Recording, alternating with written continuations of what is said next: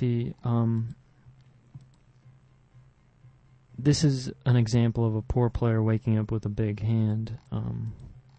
They need those hands to win. I don't. But that's besides the point. We're here to talk strategy.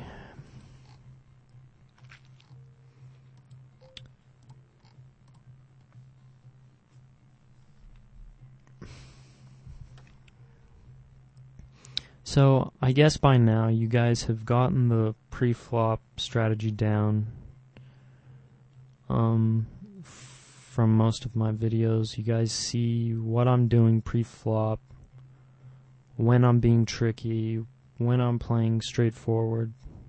Really, pre-flop, strategy pre-flop, the more hands you play, the more pots you're going to win. It's pretty much common sense. That's why I don't play too many pots, but I don't play too few pots. I try to keep balance. 50%, that's a decent number, but if you're confident about your game, 60, 70, 80, those are all pretty much accepted numbers in terms of hands you're playing pre-flop. Hopefully in the future videos I can explore some post-flop strategies. Here we got King Jack. Reason we're not raising it is we're trying to slow play. This guy, he probably has aces. He hit his set. Okay, but realize this, we have a straight draw, and if we hit it, we can bust him. Wow, he had Queen 10. Another Suckout. But I'm glad to see that he took it down. Because we're getting to the spot where I really feel comfortable. And that's, you know, when I have, say, under 4 blinds. Right now, we have plenty of blinds. We have, I think, 6. About 6.5. 6 1/4, I think, actually. So there's no need to just be, you know, playing like an idiot, because you're still deep stacked. I mean, you still have room to maneuver with. When you're down to 2 blinds, 1 blind, oftentimes under a blind, well then you should, you might want to try to make some moves to build up your chip stack. But right now, we're comfortable.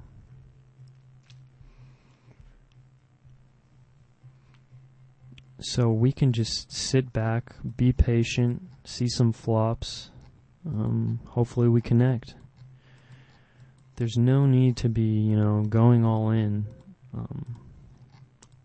when you have this many blinds.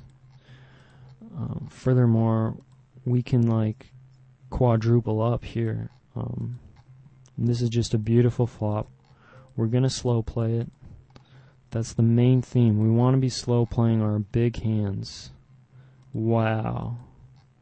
This is amazing. We hit a monster, and we're just going to check it. Hopefully we get some value here. Induce a bluff.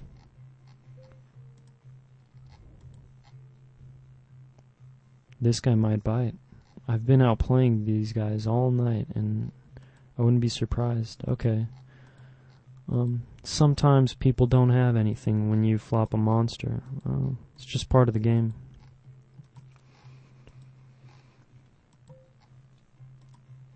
So I said I had some anecdotes about bankroll management. I really have been riding a roller coaster up and down, because what you guys might not understand is professionals, they don't really follow the rules that, you know, developing players do.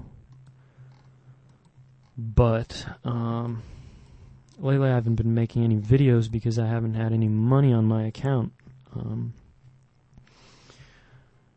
I played some very high stakes cash games, and I really got unlucky.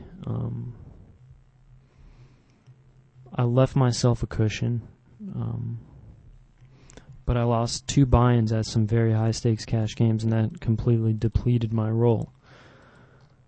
So basically, you're left with 2 options: grind, play chip tables and free rolls, get staked, or raise capital yourself. And I had to sell my bed on Craigslist. We got a good hand here, but we're not too confident about it. We'll see what develops. I had to sell my bet on Craigslist.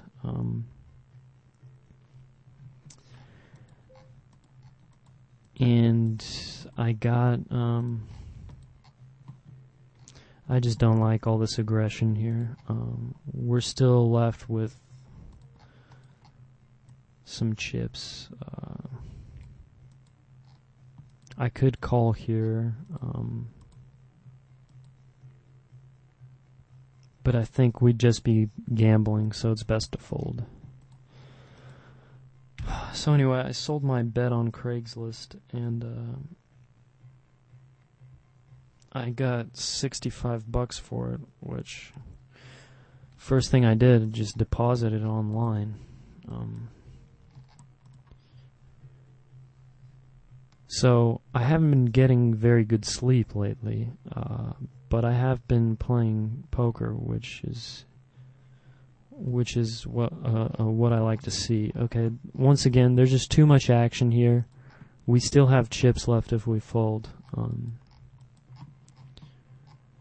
Basically, we don't like to be playing multi-way pots when we're short stacked because the odds of us busting are much higher. So I haven't been sleeping well. The bankroll is increasing. Once I get it up to maybe $500-600, I'll buy myself a nice $500 mattress.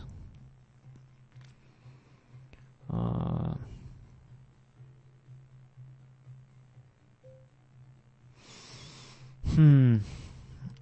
6-3 math will tell us that the odds are we'll get dealt a better hand next hand, so we're just gonna wait it out. Right now we have about, I'd say, 40% of a blind. That sounds reasonable. This is below our comfort zone. So we need to pick a good spot to get our money in.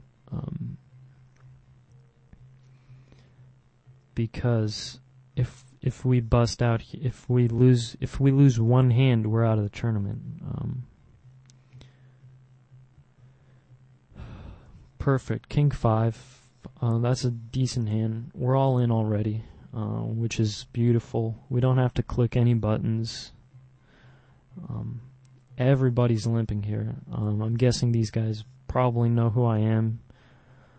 They may even think there's a bounty reward if they bust me.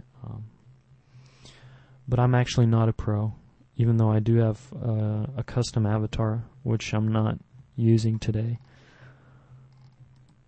But hopefully we hit our hand here. We got a few draws. Running 5s, running kings, running king 5. We got queen, queen ace. We got 8-7. We got a ton of draws here, and we're probably good anyway. This guy's okay. This guy flopped the straight, but we split it, so it's a perfect result. A good infusion of chips into our stack. We're now down to half a blind, which is beautiful. We were at about 40%. Now we're up to 50%. Now we really have some room. But I'm actually going to play with the 8-10. It's a decent hand. And we're dominating this guy, so... Wow, and he sucks out on us. Perfect. Well, I taught him a lesson. As you guys see, we went from 0.4 blinds, roughly, to 2 blinds. That's an enormous jump in our stack. And that's just an illustration of how well you can play with very few chips. King 5, we're just going to let it go. We've been winning hands lately. People may play back at us. In hindsight, we should have called because the king came up.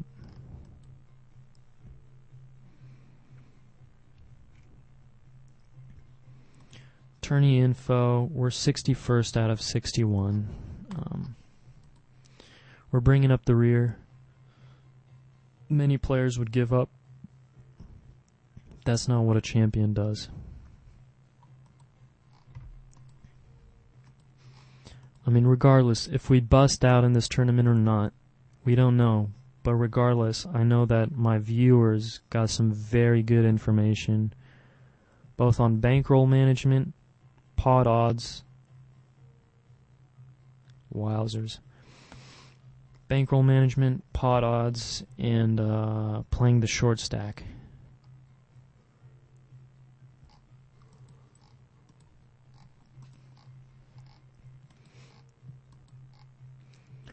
$4-9. I think this is the hand we want to go in with.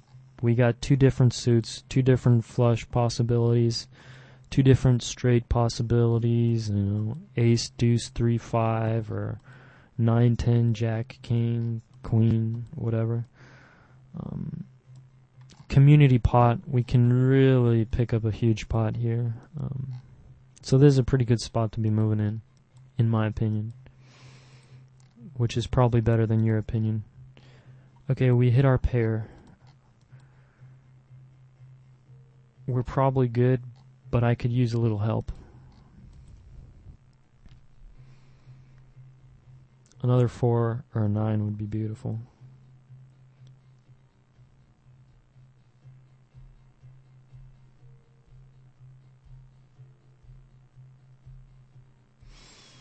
Six of hearts is not the best hand. Not the best card. And I feel we don't have the best hand. I think we might be up against a flush. Unfortunately, the heart on the river. Wow, that guy hit a full house. Yikes. Okay, hopefully you guys saw some good stuff, learned some stuff. I'll see you guys next.